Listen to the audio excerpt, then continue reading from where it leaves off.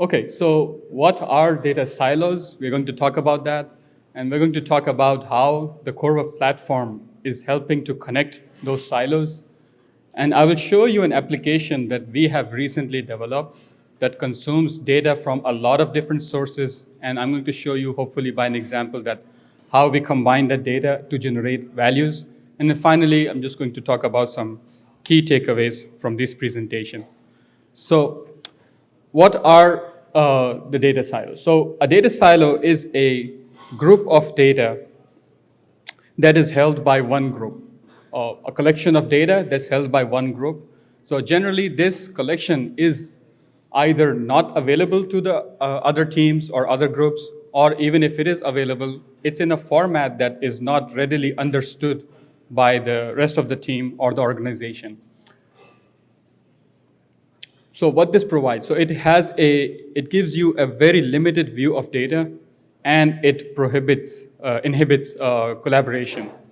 So it can also be like a waste of resources. Let's say our team stores data in somewhere, and then that other team is also storing the same data or some slice of it on their own storage. So that's another wastefulness of resources. So what can be the silo types? So here, what we have seen from our experience is that you can have silos based on source, so where the data is coming from and what is this format of the data. So let's say you could have the MUD data coming in through the email, or you can have the WITS data. So these two are completely different format. One is received as a PDF, the other one is coming in already digital to us. And then how do you combine this? How do you splice it together so that I know that at this instant, this is the MUD that's being used, and at this instant, this is the hook load or wait on bit that's going on. And the other one is time-based. Again, so the MUD data is coming in daily. Your surveys are happening every stand, right? And then you have the WITS data that's coming in every second. And then we have some data that's coming in through WITS, but because it's being streamed from a downhole tool, it's not coming in very regularly. So it would be coming in maybe 1 minute or every 5 minutes, and so on. So we need to talk about like how we can develop a pipeline to consume this data and then bring it to a standard format. So here in Corva, we use the JSON format as our standard, but you can have any other format that you like. So when the data comes in, let's say the WITS data comes in, it's already digital, so there's like very minimal amount of parsing involved. Sure, we have like a column mapper in Corva that would convert any names or column channel names to standard names that we have. That's very important because some people might be calling it WOB, the other provider might be calling it wait on bit, and then there can be any other combination with underscores and dashes and spaces and so on. So, but we want to standardize those names. And then we have the email data. So we have a parse bot that would automatically parse that data. And then let's say such as MUD reports or BHA reports.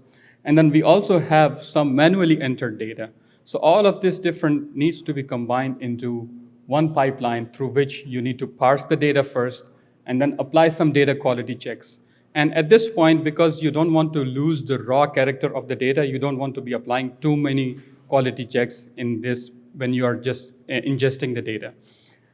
But it might be like removing any non-physical values. You know that you cannot have like a 500 million kilopound force for weight on bit. So you might want to remove those values.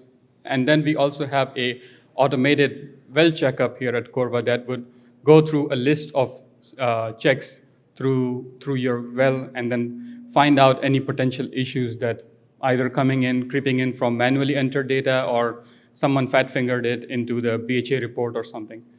And then finally, you want to standardize it. So here is like an example of, let's say you have this data that's coming in through the WITS channel by the EDR provider. You want to standardize it, you want to standardize the column names, and at least like pass it through the pipeline, and then you want to save it as a standard JSON format. That's how we save it. So it can be any other standard, like I said. Similarly, we have let's say the BHA, the bottom hole assembly, And then this is how we convert it to the JSON format. Like we parse this in, and then we put it as the JSON. And then on Corva, you can see it on the UI as seen in the middle. Another example would be, let's say, the mud report. And then this mud report, the formations, let's say. So the formations are entered manually by our ops team. And then they also get saved into a standard JSON format into our backend. So if there's any key takeaway from this, it is that you want to standardize the ingestion of your data. So moving on, I want to show you an example of how we use these multiple different sources into our app, which is called the Drilling AI. So our Drilling AI app basically optimizes for 3 objectives: the rate of penetration, mechanical specific energy, and rotational tendency. And it also considers dysfunction. So it will remove the parameters that have resulted in high vibration and high stick slip. And then it will also contain the limits that are constrained by the user. So if I were to put like a very high level view of our Drilling AI app, this is all, this chart summarizes that. So on the left, you see the machine learning model that we developed for predicting the ROP. Now that machine learning model requires RPM, diff pressure, right? Those are coming in through your WITS channels. And then it requires the mud info, which is the mud report, right? That's coming in as a PDF format. And then you have the BHA info, which is also coming in as a PDF format. And then other drilling data is also required. I'm not, for brevity, I did not list down everything. And then on the right side, you see the filters. So you have the vibration coming in, and then you have the stick slip, and then you have the user-entered limits that we see. And then in the middle of it sits the optimization engine. So that is the piece that requires all of this data. And let's look at each of this piece one by one.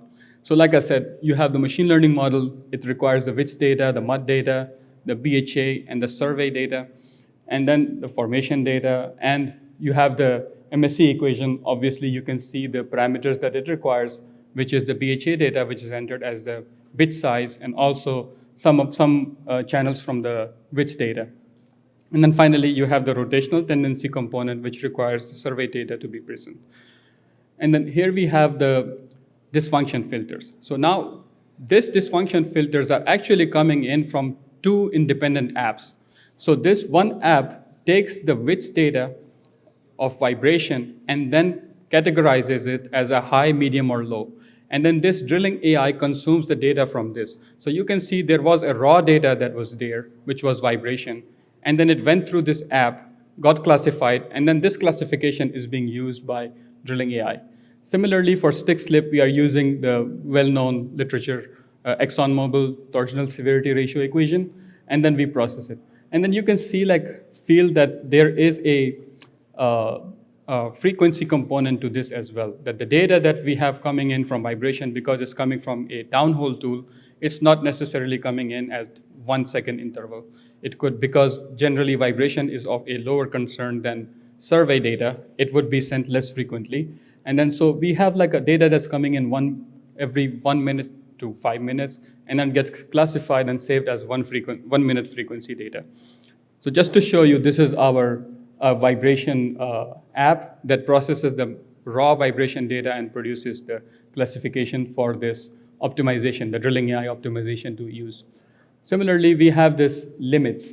So these limits are entered by the user for each formation, and also we consume it from the tools. So if you have the BHA, and then in the BHA you will have the max, as seen over here. On the BHA, you will have the max operating differential pressure. Because it's automatically entered here, it's already in the standard format, we consume it. The algorithm uses that as a limit, not to allow the user to enter, for the optimization algorithm to go beyond that limit, and I will show you an example of how it works. And then at the top, you see that how the user can manually enter any limit for ROP, weight on bit, and all of that differential pressure and all of that good stuff. So, and like I said, in the middle of it sits the optimization engine. Now, because like all of the data has been standardized, it can be brought in and it can be consumed. So we have the model that's sitting in S3, fetch it, And then we have the drilling information and widths that can be fetched from the standard JSON format collections. And then you can use the MSE equation to run all of this and process all of this data to find the optimum value that you have. So how is our optimization function? So our optimization function looks like that. So all you need to take away, the key takeaway from this slide is that you have the total objective function. You have the total objective function that is composed of the ROP predictions coming from the machine learning model, the MSE calculations coming from the MSE equation, and rotational tendency coming in from an independent app that processes the survey data. And then finally, you have this total objective, and then basically just showing you how, after all of that data has been consumed, how it's being used here. So you have the total objectives. The first thing we do, we apply the limits. So we just remove the ROP and diff pressure values that are beyond the limits, okay? And then we apply the filters to remove away cells, the ROP and diff pressure values that have generated high vibration or high TSR in the past. So those are off limits. And then we find the optimum parameters, which would be a lowest point on this contour that you see. And then we put those as recommended parameters for our drilling AI. So the key takeaway really here is that because we have standardized this data, we have these several silos that we have connected together into a standard format. We are able to use them to create this value out of it. And like I said, it just makes it, the whole point of this should be to make it easy for the developers to use this data, to consume it. And then if you have source-based silos, then what you would want to do is you want to collect the data into a standardized format and make sure it's not being replicated elsewhere.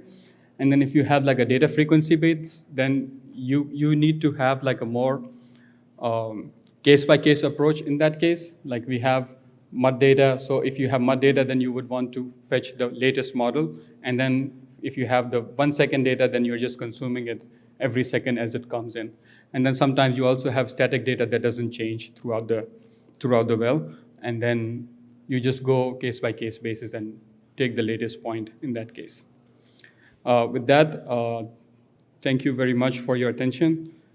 I would like to thank some of my team members, Kriti, Daniel, Mo, Brian, and Curtis, for helping me with developing all of these algorithms and things that you saw.